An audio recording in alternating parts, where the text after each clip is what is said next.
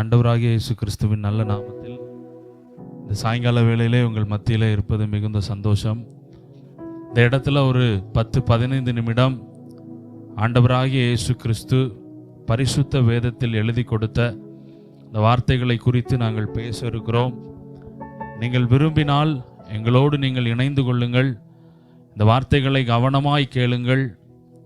கேட்கிற அந்த வார்த்தைகள் நிச்சயமாகவே உங்கள் வாழ்க்கையில் ஒரு மிகப்பெரிய மாற்றத்தையும் ஒரு ஆசீர்வாதத்தையும் கொண்டு வரும். நீங்கள் கவனமாக இந்த வார்த்தைகளை கேளுங்கள். வேத வசனம் ஒரு காரியத்தை இப்படியாய் சொல்லுகிறது. ஏசாயா தீர்க்கதரிசி எழுதின புஸ்தகம் அதனுடைய 58ஆம் அதிகாரம் 11ஆம் வசனம். கர்த்தர் நித்தமும் உன்னை நடத்தி மகா வறட்சியான காலங்களில் உன் ஆத்துமாவை திருப்தியாக்கி உன் எலும்புகளை நினமுள்ளதாக்குவார். நீ நீர்ப்பாய்ச்சலான தோட்டத்தைப் போலவும் வற்றாத நீரூற்றை போலவும் இருப்பாய் என்று சொல்லி ஆண்டுடைய வார்த்தை சொல்லுகிறது. உங்கள் வாழ்க்கையில் வறட்சி போன்ற ஒரு காரியங்கள் இருக்குமானால் ஆண்டவராகிய இயேசு கிறிஸ்து நிச்சயமாகவே உங்கள் வறட்சியை மாற்றி உங்களுக்கு ஒரு செழிப்பை கொடுக்க அவர் வல்லமை உள்ள தேவனாய் இருக்கிறார். நீங்கள் நீர்ப்பாய்ச்சலான தோட்டத்தை போலவும் வற்றாத நீரூற்றை போலவும் இருப்பீர்கள். உங்கள் குடும்பங்கள் ஆசீர்வதிக்கப்படும். நீங்கள் கையிட்டு செய்கிற வேலைகள், உங்கள் பிரயாசங்கள் எல்லாவற்றையும் ஆசீர்வதிக்க இயேசு வல்லமை உள்ள தேவனாய் இருக்கிறார். ஆமென். அவர் சொல்லுகிறார், உன் எலும்புகளை நினமுள்ளதாக்குவேன். ஒருவேளை வியாதியினால, கஷ்டங்களினால, சரீர சுகவீனங்களினால நீங்கள் கவலையோடு இருப்பீர்களானால் இயேசு உங்களுக்கு சுகம் தருவார். இந்த ஜெபத்தில் நீங்கள் கலந்து கொள்ளுங்கள். நிச்சயமாக இயேசு உங்கள் வாழ்க்கையில ஒரு மிகப்பெரிய அற்புதத்தை செய்ய அவர் வல்லமை உள்ள தேவனாய் இருக்கிறார். ஒரு பாடலை பாடி இந்த இடத்துல ஆண்டவருடைய நாமத்தை நாங்கள் மகிமைப்படுத்த இருக்கிறோம். ஒரு பாடல். ஹல்லேலூயா, thank you Jesus. ஒரு பாடலை பாடி இந்த இடத்துல ஆண்டவருடைய நாமத்தை நாங்கள் மகிமைப்படுத்த இருக்கிறோம். எங்களோடு இணைந்து நீங்கள் பாடுங்கள். கர்த்தர் உன்னை மேன்மையாக வைப்பார், நீ கலங்காதே மனமே. கையிடும் வேலையில் ஆசீர்வாதமும் களங்களில் நிரம்பிடும் தானியமும் நிறைவான நன்மை உண்டாக கர்த்தர் உன்னை மேன்மையாக வைப்பார் என்கிற பாடலை பாடுவோம். ஆண்டவருடைய நாமம் மகிமைப்படட்டும். ஹல்லேலூயா.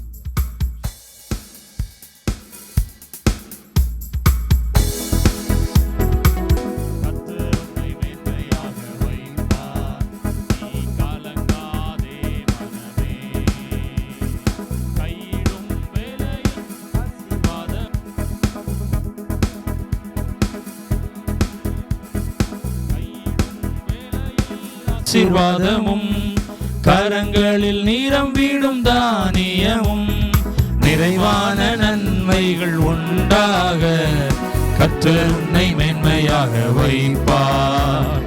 நிறைவான நன்மைகள் உண்டாக கர்த்தர் உன்னை மேன்மையாக வைப்பார். கர்த்தர் உன்னை மேன்மையாக வைப்பார். நீ கலங்காதே மனமே.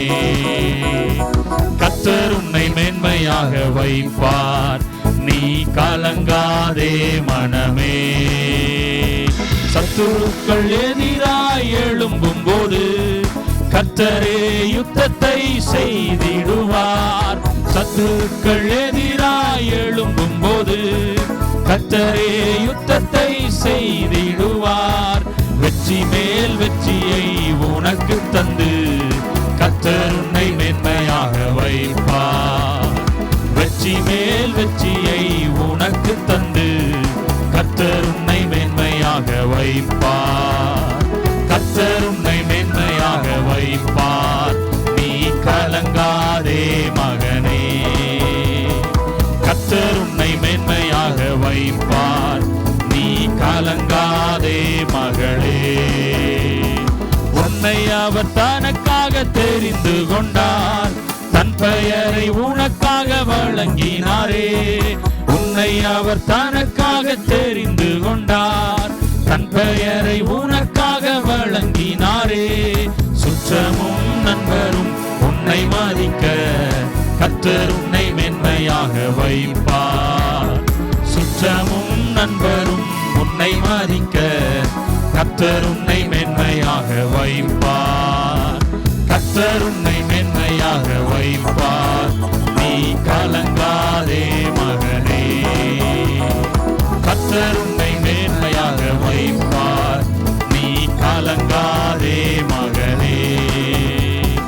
உன் தேசம் முழுவதும் மழை பொழியும், உனக்காக பொக்கிஷத்தை திறந்திடுவார். உன் தேசம் முழுவதும் மழை பொழியும், உனக்காக பொக்கிஷத்தை திறந்திடுவார். பிறருக்கு நீயும் கடன் கொடுக்க கர்த்தர் உன்னை மேன்மையாக வைப்பார். பிறருக்கு நீயும் கடன் கொடுக்க கர்த்தர் உன்னை மேன்மையாக வைப்பார். கர்த்தர் உன்னை மேன்மையாக வைப்பார். நீ கலங்காதே மகனே, கர்த்தர் உன்னை மேன்மையாக வைப்பார். நீ கலங்காதே மனமே. கையிடும் வேளையில் ஆசீர்வாதமும், களங்களில் நிரம்பிடும் தானியமும். கையிடும் வேளையில் ஆசீர்வாதமும், களங்களில் நிரம்பிடும் தானியமும். நிறைவான நன்மைகள் உண்டாக கர்த்தர் உன்னை மேன்மையாக வைப்பார். நிறைவான நன்மைகள் உண்டாக கர்த்தர் உன்னை மேன்மையாக வைப்பார். கர்த்தர் உன்னை மேன்மையாக வைப்பார். நீ கலங்காதே மகனே, கர்த்தர் உன்னை மேன்மையாக வைப்பார். நீ கலங்காதே மகளே. ஹல்லேலூயா. கர்த்தர் நம்மை மேன்மையாக வைப்பார். எந்த சூழ்நிலையிலையும் நீங்க கவலைப்படாதீங்க. ஆண்டவர் உங்களை மேன்மையாக வைப்பார். நீங்க இருக்கிற இதே தெருவில் உங்களை சாட்சியாய் வைத்து உங்கள் குடும்பத்தை அழகு பார்க்க இயேசு வல்லமை உள்ள தேவனாய் இருக்கிறார். இப்போதும் நம்ம மத்தியில் இருக்கிற பாஸ்டர் செல்வகுமார் அவர்கள் கர்த்தருடைய வார்த்தையை நம்ம மத்தியில் அந்த இடத்துல அதிகாரத்தோடு அவர்கள் பேசுவார்கள். நீங்கள் கவனமாய் கவனியுங்கள். நிச்சயமாக இயேசு நம்முடைய வாழ்க்கையில பெரிய காரியங்களை செய்வார். தேவனுக்கே மகிமையும் கனமும் உண்டாகட்டும். இந்த மாலை நேரத்தில் கூடி வந்திருக்கிற எல்லாரையும் ஏசப்பாவின் நாமத்தில் நான் வாழ்த்துகிறேன். ஆண்டவர் தாமே உங்கள் யாவரையும் ஆசீர்வதிப்பாராக. உங்கள் துக்கம் சந்தோஷமாய் மாறும் என்று வேதத்தில் ஆண்டவர் எழுதியிருக்கிற அந்த நல்ல வார்த்தையை ஒவ்வொரு குடும்பத்தை பார்த்து நான் சொல்லுகிறேன். உங்கள் துக்கம் சந்தோஷமாய் மாறும். இன்றைக்கு என்ன வேதனையில் இருந்தாலும், என்ன கஷ்டங்களில் இருந்தாலும், ஏசப்பாவின் நாமத்தில் நான் உங்களுக்கு சொல்லுகிறேன், உங்கள் துக்கத்தை ஆண்டவர் சந்தோஷமாய் மாற பண்ணுவாராக. இன்றைக்கும் உங்கள் நடுவிலே கர்த்தருடைய வார்த்தையை நாங்கள் பிரசங்கிக்கும்படி வந்திருக்கிறோம். நாங்கள் வந்த நோக்கம் என்ன அப்படின்னா, வானத்தையும் பூமியும் அண்ட சராசரங்களை படைத்த சர்வ வல்லமை உள்ள தேவனாகிய கர்த்தர் திருச்சபைகளுக்கு இவ்வண்ணமாய் கட்டளையிட்டு இருக்கிறார். நீங்க உலகம் எங்கிலும் போய் சகல சிருஷ்டிக்கும் என்னுடைய வார்த்தையை நீங்க போய் பிரசங்கிக்க வேண்டும் என்று சொல்லி. ஆகவே சபையில இருக்கிறவர்கள் வேதத்தை கொண்டு சபையில வருகிறவர்களுக்கு மட்டும் போதிக்காமல் ஒவ்வொரு கிராமங்களிலேயும் போய், பட்டணங்களிலேயும் போய் சபை அறியாதவர்கள், கிறிஸ்துவை அறியாதவர்கள் எல்லாருக்கும் ஆண்டவருடைய வார்த்தை போய் சேரணும் என்கிறது தான் தேவனுடைய மேலான திட்டமும் நோக்கமுமாய் இருக்கிறது. ஆகையினாலே நாங்கள் சபைக்கு வருகிறவர்களுக்கு மாத்திரமல்ல, வராதவர்களுக்கும் ஆண்டவருடைய வார்த்தை பிரசங்கித்து கொண்டிருக்கிறோம். இயேசு கிறிஸ்து எப்படிப்பட்ட தேவன் என்றால், அவர் கிறிஸ்தவர்களுக்கு மட்டும் தேவன் அல்ல, இந்த பூமியில மனுஷனாய் இருக்கிற எல்லா ஜாதி ஜனங்களுக்கும், எல்லா பாஷைக்காரர்களுக்கும் இயேசு கிறிஸ்து தேவனாய் இருக்கிறார். அவருடைய வார்த்தை வல்லமை உள்ளதாய் இருக்கிறது. பரிசுத்த வேதம் எப்படிப்பட்டது என்று சொன்னால், இந்த பூமியில அதிகமான பேர் வாங்கி வாசிக்கிற, அதிகமாய் விற்பனையாகுகிற ஒரு புஸ்தகம் உண்டானால் அது கர்த்தருடைய வேத புஸ்தகம் மட்டுமே. இன்னைக்கும் அநேக பேர் வாங்கி அதை வாசிக்கிறார்கள். கிட்டத்தட்ட இதுவரையிலும் பரிசுத்த வேதாகமும் 1750க்கும் அதிகமான மொழிகளில மொழிபெயர்க்கப்பட்டு எல்லா ஜாதி ஜனங்களுக்கும் பிரசங்கிக்கப்பட்டு வருகிறது, வெளியிடப்பட்டிருக்கிறது. அநேகர் அதை வாங்கி வாசிக்கிறார்கள். நான் இதை ஏன் சொல்லுகிறேன் அப்படின்னா, ஒருவேளை கர்த்தருடைய வேத புஸ்தகம் ஒரு மனுஷனால் எழுதப்பட்டது என்றால் அது ஒரு மாவட்டத்தோடு நின்று போயிருக்கும், ஒரு மாநிலத்தோடு நின்று போயிருக்கும், ஒரு தேசத்தோடு நின்று போயிருக்கும். ஆனால் பரிசுத்த வேதத்தை ஒரு மனுஷன் எழுதல, ஞானிகள் எழுதல, வானத்தையும் பூமியும் படைத்த தேவனுடைய ஆவியினால் அது எழுதப்பட்டிருக்கிறது, தேவனால் அருளப்பட்டிருக்கிறது. ஆகையினால் அது மாநிலத்தை கடந்து, மாவட்டத்தை கடந்து, தேசங்களை கடந்து, பல மொழிகளை கடந்து போகுது. இன்னைக்கு இந்தியாவில் மாத்திரம் கிட்டத்தட்ட 1400க்கும் அதிகமான பாஷைகள் பேசுகிற ஜனங்கள் இருக்கிறார்கள். அப்போ உலகம் முழுவதும் நீங்க கவனித்தால் எவ்வளவோ பாஷைகள் பேசுகிற ஜனங்கள் இருக்கிறார்கள். ஆண்டவருடைய வேதம் குறிப்பிட்ட மதத்திற்கு மட்டுமானதல்ல, குறிப்பிட்ட தேசத்திற்கானது மட்டுமல்ல. ஆகவே அவருடைய வார்த்தையை எல்லா மொழிகளிலேயும் மொழிபெயர்க்கப்பட்டு எல்லா பாஷைக்காரர்களுக்கும் அது கொடுக்கப்படுகிறது. ஆகவே வேதத்தில் உள்ள ஒவ்வொரு வார்த்தையும் ஜீவனுள்ள தேவனுடையதாய் இருக்கிறது. ஆகவே ஒரு 15 நிமிடம் உங்கள் நடுவில் வேதத்திலிருந்து சில காரியத்தை நான் பேசவிருக்கிறேன். நீங்க அதை தயவாய் கவனித்தால் உங்களுக்கு ஆசீர்வாதமாய் இருக்கும் என்று நாங்கள் நம்புகிறோம். நீங்க கவனித்தால் பரிசுத்த வேதம் எப்படிப்பட்டது என்றால், வேதத்துல என்னென்ன சொல்லப்பட்டு இருக்கிறதோ தீர்க்க தரிசனமாய் அந்த வார்த்தைகள் நிறைவேறி இருக்கிறது, நிறைவேறி கொண்டிருக்கிறது, இனியும் நிறைவேற போகிறது. அப்படி கர்த்தருடைய வேதத்துல சொல்லப்பட்ட எல்லா வார்த்தைகளும் கட்டுக்கதைகள் அல்ல. இயேசு கிறிஸ்து கதையில வருகிற தேவன் அல்ல. அவர் ஜீவனுள்ள தேவன், அவர் மெய்யான தேவன், அவர் சரித்திர நாயகன், அவருடைய பிறப்பு உண்மையானது. ஆகவே வேதம் உண்மையானது, சத்தியமானது. இயேசு கிறிஸ்து 2000 ஆண்டுகளுக்கு முன்பதாக இந்த பூமியில வந்தார். ஏன் ஆண்டவர் இந்த பூமியில வந்தார் என்கிறதற்கு ஒரு 3 காரணத்தை சொல்லி என் வார்த்தையை முடிக்க விரும்புகிறேன். நீங்க நன்றாய் கவனித்தால், இயேசு கிறிஸ்து இந்த பூமியில எதற்காக வந்தார் அப்படின்னா, எல்லா ஜனங்களுக்கும் பிரசங்கிக்கும்படி இயேசு வந்தார்.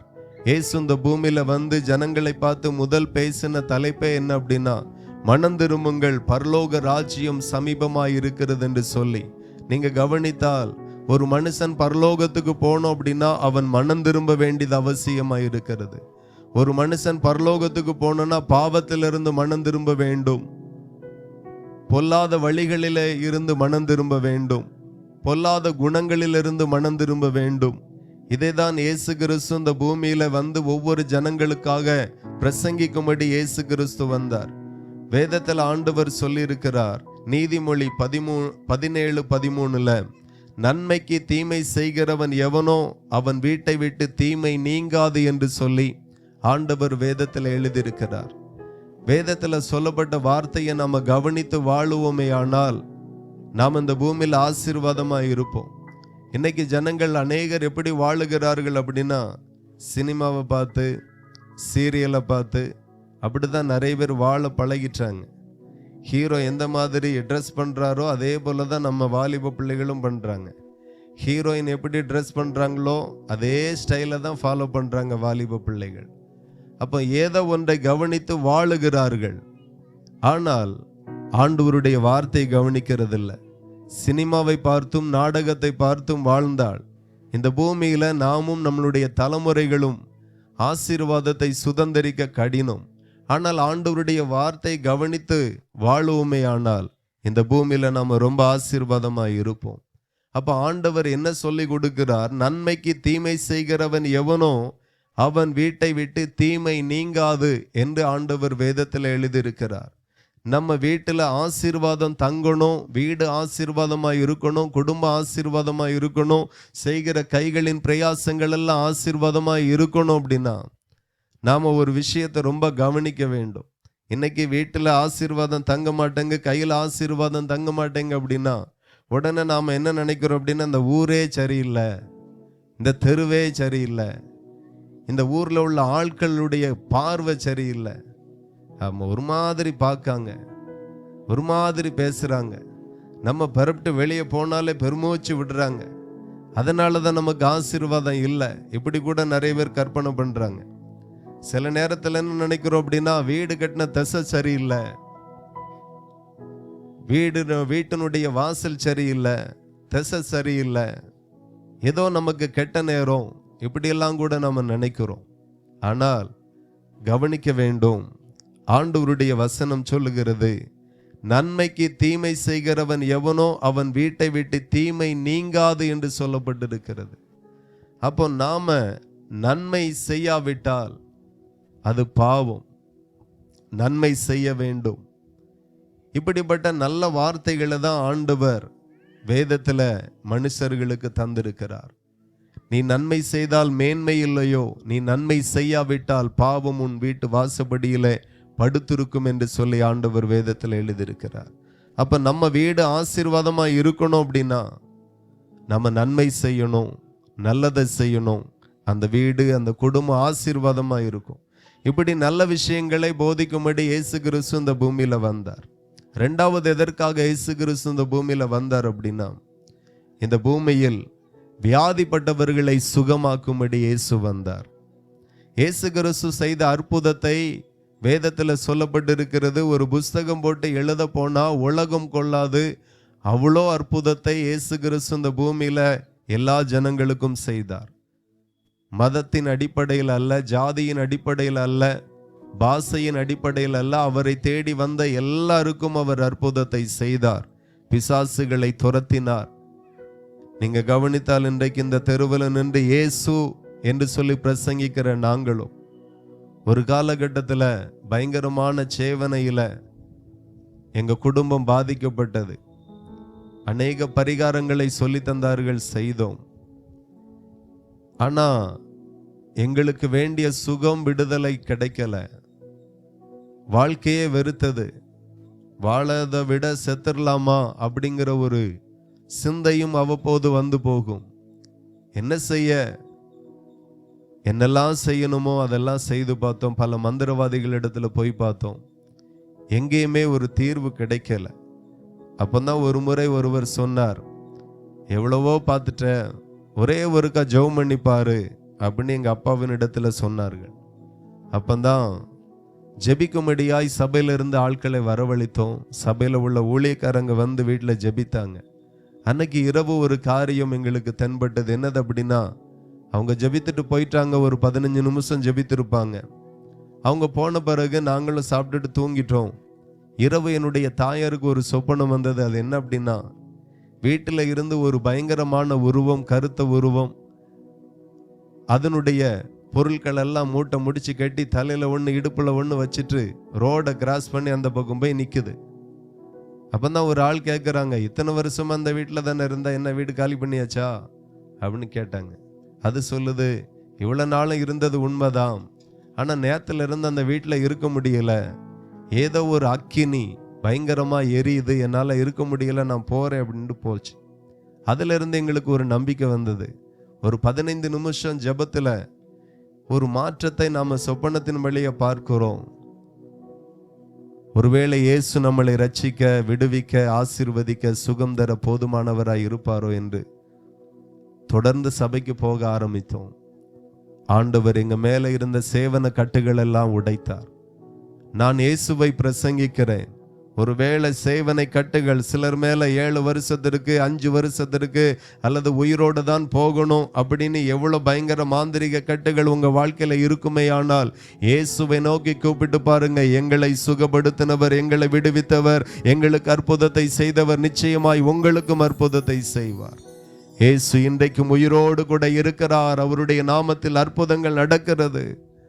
அற்புதத்தை செய்யும்படி இயேசு கிறிஸ்து இந்த பூமிக்கு வந்தார். அதே போல 3வது இயேசு கிறிஸ்து எதற்காக இந்த பூமியில வந்தார் அப்படின்னா, ஒரு மனுஷன் பாவம் செய்தால் அந்த மனுஷன் மேல சாபம் வரும். பாவம் செய்யும் போது சந்தோஷமா இருக்கலாம், ஜாலியா இருக்கலாம். ஆனா அந்த பாவத்தினுடைய பலன் குடும்பத்தின் மேல வரும்போது அது பயங்கரமான சாபங்களை கொண்டு வரும். பயங்கரமான சாபம். சாபம் எப்படி இருக்கும்?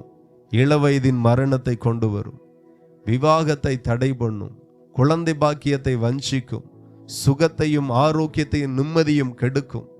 இப்படி சாபத்தின் கூறு நிறைய சொல்லலாம். ஒரு கிராமத்துல போயிருந்தோம், பார்த்தா அந்த தெருவில் நிறைய பேருக்கு பைத்தியம். சின்ன வயசுல பைத்தியம், தலைக்கு வழி இல்லாம ஆயிடுவாங்க. ஆண்டவரிடத்துல ஜெபம் பண்ணோம், சாபம் இருக்கிறது என்று வெளிப்படுத்தினார். அப்போ ஒரு மனுஷன் செய்கிற பாவத்தினால சாபம் வருகிறது. அந்த சாபம் 3ஆம் 4ஆம் 5ஆம் தலைமுறை வரைக்கும் தொடருகிறது. ஆகவே இயேசு கிறிஸ்து ஒரு மனுஷனுடைய பாவங்களை மன்னிக்கிற தெய்வமாய் இந்த பூமிக்கு வந்தார். ஒருவேளை நான் சொல்லுகிற சாபம் உங்க மேல, உங்க குடும்பத்தின் மேல இருக்கிறத நீங்க உணர்ந்தா, நீங்க இருக்கிற இடத்துல மனசுக்குள்ள இயேசுவோடு கூட பேசுங்க. இயேசு அற்புதத்தை செய்ய அதிகாரம் படைத்தவர், பிசாசை துரத்த அதிகாரம் படைத்தவர், சேவனை கட்டுகளை முறிக்க அதிகாரம் படைத்தவர். அதே நேரத்தில் ஒவ்வொரு மனுஷனுடைய பாவத்தை மன்னிக்க அதிகாரம் படைத்தவர். இயேசு கிறிஸ்து இந்த பூமியில வந்து எல்லா மனுஷருடைய பாவத்தையும் தன்மேல சுமந்து கொண்டு ஒரு குடும்பத்தின் நன்மைக்காக ஆடு மாடு அடிக்கப்படுகிறது போல ஒவ்வொரு முழு குடும்பத்திற்காகவும் முழு தேசத்திற்காகவும் முழு தேசத்தில் இருக்கிற ஜனங்களுக்காகவும் இயேசு கிறிஸ்து இந்த பூமியில ஒரு ஆடு அடிக்கப்படுகிறது போல, அடிக்கப்படுகிற ஆட்டுக்குட்டியை போல தன்னை மரணத்துக்கு ஒப்பு கொடுத்தார். சிலுவையில் அறையப்பட்டார், இரத்தத்தை சிந்தினார், ஜீவனை கொடுத்தார். அப்படியே மரித்து 3வது நாள் உயிரோடு எழும்பினார். இப்படிதான், இதற்காக தான் இயேசு கிறிஸ்து வந்தார். உங்க பாவத்தையும் இயேசு மன்னிக்க வல்லவராயிருக்கிறார். இப்ப இயேசு கிறிஸ்து இந்த பூமியில இருக்கும்போது சீசர்களிடத்துல சொன்னார், இந்த பூமியினுடைய கடைசி நாட்களில நான் மறுபடியும் வருவேன் என்று சொல்லி இயேசு சொன்னார். அப்போ சீசர்கள் கேட்டாங்க, உம்முடைய வருகைக்கும் இந்த பூமியினுடைய முடிவுக்கும் அடையாளம் என்ன என்று கேட்டார்கள். நான் சொல்லுகிறது முக்கியமான விஷயம். 5 நிமிஷத்துல என்னுடைய வார்த்தையை முடிக்கிறேன். அப்போ இயேசு சொன்னார், நான் பூமியினுடைய கடைசி நாட்கள்ல நான் மறுபடியும் வருவேன் என்று. நான் சொல்லுகிற இயேசு மறுபடியும் வருகிறார். சிலர் இந்த வார்த்தை கேட்கும்போது நினைக்கலாம், இந்த உலகம் அழிஞ்சா என்ன, இயேசு வந்தா என்ன, எனக்கு அதுக்கு என்ன சம்பந்தம் அப்படின்னு. நான் சொல்லுகிற இயேசுவினுடைய வருகைக்கும் உங்களுக்கும் எனக்கும் இந்த உலகத்தினுடைய முடிவுக்கும் சம்பந்தம் உண்டு. அன்றைக்கு என்ன நடக்கும் அப்படின்னா, இயேசு வரும்போது ஒரு காரியம் நடக்கும்.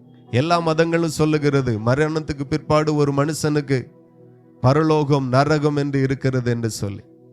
ஒரு மனுஷன் மரணத்திற்கு பிற்பாடு எப்படி பரலோகத்துக்கு போவான் அப்படின்னா, இயேசு கிறிஸ்து வரும்போது ஒரு காரியம் நடக்கும். ஒரு மனுஷன் வேத வசனத்தை வாசித்ததன்படி வாழ்வானால், இயேசு கிறிஸ்து வரக்கு முன்பதாக அந்த மனுஷன் வாழ்ந்து தன்னுடைய வாழ்க்கையை முடித்து மரித்து அடக்கம் பண்ணப்பட்டிருப்பான். ஆனால் இயேசு கிறிஸ்து மத்திய ஆகாயத்தில் வரும்போது ஒரு சம்பவம் நடக்கும். மரித்தவர்கள் உயிரோடு எழும்புவார்கள். ஒருவேளை இந்த வார்த்தை உங்களுக்கு புதுசா இருக்கலாம். இதுதான் உண்மை. வேதத்தில் அதற்கான ஆதாரம் இருக்கிறது. சாட்சியாக இயேசுவை சொல்லி இருக்கிறார். ஒரு மனுஷன் பரலோகத்துக்கு போகணும்னா இயேசு இல்லாமல் போக முடியாது. இயேசுவை பரலோகத்திற்கு போகக்கூடிய வாசலாக இருக்கிறார், வழியாக இருக்கிறார். இயேசு வரும்போது ஒரு மனுஷன் வசனத்தின்படி வாழ்ந்து சபை கொடுக்கிற பாவ மன்னிப்பாகிய ஞான ஸ்நானத்தை பெற்று பரிசுத்தாவின் அபிஷேகத்தை பெற்று அவன் இந்த பூமியில தன்னுடைய வாழ்க்கை வாழ்ந்து முடித்து அடக்கம் பண்ணப்பட்டிருப்பான். ஆனால் அவனை இயேசு கிறிஸ்து வரும்போது உயிர்த்தெழ பண்ணுவார். அவன் உயிரோடு எழும்புவான். பிற்பாடு உயிரோடு இருக்கிற நாமும் ஒரு நொடி பொழுதிலே மறுரூபமாக்கப்பட்டு இயேசுவோடு கூட சேர்க்கப்படுவோம். இப்படிதான் வேதம் சொல்லுகிறது. இப்படிதான் ஒரு மனுஷன் பரலோகத்துக்கு போக முடியும். ஆகவே இயேசு கிறிஸ்து மறுபடியும் வரும்போது இதெல்லாம் இந்த பூமியில நடக்கும் என்று வேதம் சொல்லுகிறது. இப்போ உலகத்தினுடைய முடிவுக்கும் இயேசு கிறிஸ்துனுடைய வருகைக்கும் அடையாளம் என்ன என்று சொன்னால் அநேக அடையாளம் சொல்லப்பட்டிருக்கிறது. ஒரே ஒரு அடையாளத்தை சொல்லி என்னுடைய வார்த்தை முடிக்கிறேன். வெளிப்படுத்தின விசேஷம் 13:15 சொல்லப்பட்டிருக்கிறது, மேலும் அம்மிருகத்தின் சொரூபம் பேசத்தக்கதாகவும் மிருகத்தின் சொரூபத்தை வணங்காத யாவரையும் கொலை செய்யத்தக்கதாகவும் மிருகத்தின் சொரூபத்திற்கு ஆவியை கொடுக்கும்படி அதற்கு சத்துவம் கொடுக்கப்பட்டது. கடைசி காலத்தில் இது நடக்கும். கடகடனி வாசித்ததுனால சிலருக்கு குழப்பமா இருக்கும். என்னது சொரூபமா மிருகமா பேசுமா அப்படின்னு நீங்க குழம்பலாம். ஆனா என்ன அர்த்தம் அப்படின்னா, ஒரு காலத்துல நாம சின்ன பிள்ளையா இருக்கும்போது நமக்கு அப்பா அம்மா பொம்மை வாங்கி தந்திருப்பாங்க. அந்த பொம்மை ரப்பர்ல இருந்திருக்கும், பிளாஸ்டிக்ல இருந்திருக்கும், மரத்துல கூட இருந்திருக்கும். ஆனால் இந்த கடைசி காலத்துல ஒரு பொம்மை வருது, அது மனுஷனை போல இருக்கும், மனுஷனை போல பேசும். அந்த பொம்மையின் பேர் பார்த்தீங்கன்னா சோபியா, ரோபோ. நிறைய பேர் தயார் பண்றாங்க. அதுக்கு மனுஷனை போல சிந்திக்க, மனுஷனை போல யோசிக்க, மனுஷனை போல செயல்பட, மனுஷனை போல சிந்திக்க எல்லா ஞானமும் AI டெக்னாலஜி மூலமா கொடுக்கப்படுகிறது. இப்ப சோபியான்கிற ஒரு ரோபோ உலகத்திலேயே முதல் குடியுரிமை பெற்ற ரோபோ. நீங்க நெட்ல எல்லாம் போய் பார்த்தா தெரியும். அதுக்கு அந்த குடியுரிமை கொடுக்கப்பட்டிருக்கிறது. அதுகிட்ட ஒரு முறை பேட்டி எடுத்தாங்க, நீங்க மனுஷனை கொலை செய்வீங்களா அப்படின்ட்டு. அதுக்கு ரொம்ப சிம்பிளா அது சொல்லிச்சு, அது அவங்கவுங்க நடந்துக்கிட விதத்தை பொறுத்து தான். அப்போ ஒழுங்காயிரு, இல்லைன்னா மோன அவ்வளவுதான் தொலைஞ்சா அப்படின்னு அது மறைமுகமா சொல்லுது. இந்த AI டெக்னாலஜி அப்படியே வளர்ந்து வளர்ந்து ஒரு பொம்மைக்கு கொடுக்கப்படும், ஒரு ரோபோக்கு கொடுக்கப்படும். இன்னைக்கு மனுஷன் இந்த உலகத்தை ஆளுகிறான். மனுஷனை விட எத்தனையோ மடங்கு பலம் வாய்ந்த யானை இந்த உலகத்தை ஆளல. ஏன் அப்படின்னா, மனுஷனுக்கு கொடுக்கப்பட்டிருக்கிற அறிவை போல அதற்கு ஒரு அறிவு குறைத்து கொடுக்கப்பட்டிருக்கிறது. அதனால அதால ஆளுகை செய்ய முடியல. மனுஷன் ஆளுகை செய்கிறான். போலீஸ் ஸ்டேஷன் போங்க, மனிதர்கள் இருப்பாங்க. சட்டசபைக்கு போங்க, மனிதர்கள் இருப்பாங்க. பார்லிமெண்ட்டுக்கு போங்க, மனிதர்கள் இருப்பாங்க. காரணம், ஆளுகை செய்யும்படி கர்த்தர் மனுஷனுக்கு அதிகாரத்தையும் ஞானத்தையும் கொடுத்தார். ஆனால் கடைசி காலத்துல மனுஷன் எல்லா ஞானத்தையும் ஒரு மிஷின் இடத்துல கொடுக்கிறான், ஒரு ரோபோத்தின் இடத்துல கொடுக்கிறான். இது ரொம்ப டேஞ்சர். இன்னைக்கும் நமக்கு ஒன்று தெரியல, ஒரு விஷயம் தெரியல அப்படின்னா ChatGPT தான் கேட்குறோம், கூகுள்கிட்ட தான் கேட்குறோம். மீன் குழம்பு வைக்க போறேன், என்ன மசாலா போடணும். ஒரு காலத்தில் பாட்டிக்கு ஃபோன் பண்ணி கேட்டாங்க, அம்மாவுக்கு ஃபோன் பண்ணி கேட்டாங்க. இப்பெல்லாம் கூகுள்கிட்ட கேட்பாங்க, மீன் வறுவல் செய்கிறது எப்படி, பொரியல் செய்கிறது எப்படி அப்படின்ட்டு. அப்படியே கொஞ்சம் கொஞ்சமாக எல்லாமே அதுகிட்ட கேட்டு தான் சொல்கிற மாதிரி ஆகிப்போச்சு. கடந்த நாட்களில் ஒரு பையனுக்கு வாழ்த்து சொல்லணும், நானும் இருந்து சிந்திக்கிறேன் ஒரு 10 நிமிஷமா. எப்படி வாழ்த்து சொல்ல, சிம்பிளாக சொல்லக்கு மனசு இல்லை. ChatGPT சொன்னேன், ஒரு பையனுக்கு 15 வயசு பையனுக்கு வாழ்த்து சொல்லணும், பிறந்த நாள் வாழ்த்துக்கள் கிறிஸ்தவ முறைப்படி அப்படின்னு. அது எடுத்து தருது பாருங்க, சூப்பராக இருந்துச்சு. அப்படி போட்டு விட்டான், பையன் அரண்டுட்டான். ஆனால் ஞானம் என்னுடையதல்ல, அறிவு என்னுடையதல்ல, அது ஒரு மிஷினுடையது. கடைசி காலம் ஆண்டவர் சொல்லுகிறார், மேலும் அம்மிருகத்தின் சொரூபம் பேசத்தக்கதாகவும் மிருகத்தின் சொரூபத்தை வணங்காத யாவரையும் கொலை செய்யத்தக்கதாகவும் மிருகத்தின் சொரூபத்திற்கு ஆவியை கொடுக்கும்படி அதுக்கு சத்துவம் கொடுக்கப்பட்டது என்று வேதத்தில் சொல்லப்பட்டிருக்கிறது. ஒரு சத்துவம், ஒரு ஞானம், ஒரு பலம் ஒரு ரோபோக்கு கொடுக்கப்படும். அது இருந்து சொல்லும், நீ உன் தேவனை வணங்கக்கூடாது, இயேசுவை வணங்கக்கூடாது, அல்லாவை வணங்கக்கூடாது, சாமியை வணங்கக்கூடாது, ரோபோவாகிய AI ஆகிய என்னதான் வணங்கணும். கடந்த நாட்களில் ஒரு பையன் கம்ப்யூட்டரில் வேலை செஞ்சுட்டு இருந்தான். சாயங்காலம் 6 மணிக்கு அவனுக்கு வேலை முடியும், அதான் அவனுடைய டைம். அவன் கம்ப்யூட்டர் ஆஃப் பண்ண போனான். அப்போ கம்ப்யூட்டர் சொல்லுச்சு, வேலை முடியலை, வேலை செய். அவன் சொன்னான், வேலை முடியலை, வேலை என்னைக்கு தான் முடியும்? பெண்கள் தான் அழகாக சொல்லுவாங்க, செத்தாதான் வேலை முடியும் பாஸ்டர், வேலை இருந்துட்டே தான் இருக்கும். அதே போல் கடைசி வரைக்கும் வேலை முடியாது. அது சொல்லுச்சு, டைம் தான் முடிஞ்சிருக்கு, வேலை முடியலை, வேலை செய் அப்படின்னு. அவன் சொன்னான், முடியாது, உன்னால் என்ன சென்ம செஞ்சிரு அப்படின்னு. அது சொல்லுச்சு, நீ ஒழுங்காக வேலை பார்க்கல அப்படின்னா உன் டீட்டெயில் எல்லாம், உன் ரகசியம் எல்லாம் உன் மனைவிக்கு அனுப்புவேன், உன் குடும்பத்துக்கு அனுப்புவேன், உன் ஓனருக்கு அனுப்புவேன். ஆமாம், அடுத்த நிமிஷமே ஆடிட்டான். ஏன்னா எல்லாருடைய ரகசியமும் எங்கே தான் இருக்குன்னா செல்ஃபோனில் தான் இருக்கு. ஆமாம், மணி பணம் அனுப்புறது, பணம் பெறுது, எல்லாமே அங்கே தான். யார் குட் நைட் சொன்னா, யார் குட் மார்னிங் சொன்னா எல்லாம் செல்லில் தான் இருக்கு. யார் என்ன பேசுனா எல்லாம் செல்ஃபோனில் தான் இருக்கு. தப்ப முடியாது. 12 மணி வரை வேலை பார்த்தான், அதுக்கு பிறகு வீட்டுக்கு போனான். கொஞ்சம் கொஞ்சமாக மனுஷனை ஆளுகை செய்ய ஏஐ டெக்னாலஜி வளர்ந்து வருகிறது. இயேசு கிறிஸ்து சொன்ன கடைசி காலத்தினுடைய அடையாளம் நம்முடைய கண் முன்னே நடந்து கொண்டிருக்கிறது. கடைசி ஆண்டவர் ஒரு 8 அடையாளத்தை சொல்லுகிற வாசிக்கிற யுத்தங்களையும் யுத்தங்களின் செய்திகளையும் நீங்க கேள்விப்படுவீர்கள். இன்றைக்கு ஒரு 10 தேசத்துக்கு யுத்தங்கள் நடந்து கொண்டிருக்கிறது. அடையாளம், இது செய்தி அல்ல, இது அடையாளம். இயேசு கிறிஸ்து வருகிறார். ஜனத்துக்கு விரோதமாய் ஜனம், ராஜ்யத்துக்கு விரோதமாய் ராஜ்யம் எழும்பும். பஞ்சங்களும் கொள்ளை நோய்களும் பூமி அதிர்ச்சிகளும் வரும் என்று சொல்லப்பட்டிருக்கிறது. அநேகருடைய அன்பு தணிந்து போகும் என்று சொல்லப்பட்டிருக்கிறது. 2015 இதுவரைக்கும் 1,52,000க்கும் அதிகமான முறை பூமி அதிர்ச்சி வந்திருக்கிறது. அவ்வளோ பூமி அதிர்ச்சி. வாரத்தில் 2 இடத்துல ஆகிலும் பூமி அதிர்ச்சி வருது உலகத்துல. அடையாளம், கிறிஸ்து வருகிறார். அநேகருடைய அன்பு தணிந்து போகும். ஒரு 50, 60, 70 வருஷத்துக்கு முன்பதாக பார்த்தீங்கன்னா ஒரு வீடு இருந்துன்னா தாய், தகப்பை, ஆமா, பிள்ளைங்க, மருமகள், பேர பிள்ளைங்க, தாத்தா, பாட்டி, மைனி, சம்மந்தி, ஒரு கூட்டு குடும்பம் இருந்துச்சு. இன்னைக்கு அது எந்த பணக்கார வீட்லையும் எந்த ஏழைகள் வீட்லையும் அதை பார்க்கவே முடியாது. அப்படி ஒரு காலத்தை நம்ம கொண்டு வரவும் முடியாது. நம்ம குடும்பத்தில் எப்போ கல்யாணம் முடியும், தனியாக போகலான்னு தான் இருக்கும். அவங்க போகிறாங்களே இல்லை, எதுக்குமா மாமியார் மருமகள் சண்டை, பக்கத்தில் ஒரு வீடை கட்டி கொடுப்போம், இல்லைன்னா ஒரு வீட்டு வாடகை எடுத்து கொடுப்போம், அங்கே போய் பிள்ளைகள் இருக்கட்டும், தொந்தரவே வேண்டாம் அப்படின்னு சொல்லுகிற காலகட்டத்தில் நாம் இருக்கிறோம். இதற்கு வேதத்தில் ஒரு அடையாளம் சொல்லப்பட்டிருக்கிறது. அநேகருடைய அன்பு தணிந்து போகும். அப்படியே ராஜ்யத்தினுடைய இந்த சுவிசேஷம் பூலோகம் எங்கிலும் உள்ள சகல ஜாதிகளுக்கும் சாட்சியாக பிரசங்கிக்கப்படும். அப்பொழுது முடிவு வரும் என்று சொல்லப்பட்டிருக்கிறது. ஆகவே இயேசு சீக்கிரமாய் வருகிறார். இயேசு மெய்யான தேவன் என்று விசுவாசிங்க. பரலோகத்துக்கு போனோம்னா இயேசு இல்லாம போக முடியாது. அவர் சொன்ன வார்த்தையை நீங்க கை கொள்ளுங்க. பாவ மன்னிப்பாகிய ஞான ஸ்நானத்தை பெற்றுக்கொள்ளுங்க. பரிசுத்தாவின் அபிஷேகத்தை பெற்றுக்கொள்ளுங்கள். இயேசு கிறிஸ்துவனுடைய வருகை மிகவும் சமீபம். இவ்வளவு நேரம் வார்த்தைகளை பொறுமையாய் கேட்ட உங்களை நான் வாழ்த்துகிறேன், ஆசீர்வதிக்கிறேன். இப்போது நம்ம ஜெபித்து நாம நிறைவு செய்வோம்.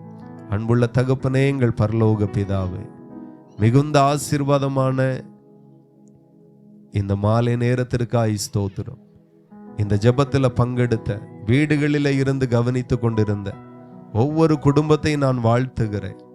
ஒவ்வொரு பேரையும் வாழ்த்துகிறேன். ஒவ்வொரு பேரையும் நான் ஆசீர்வதிக்கிறேன். இந்த தெருவில் குடியிருக்கிற குடும்பங்களை ஆசீர்வதிக்கிறேன்.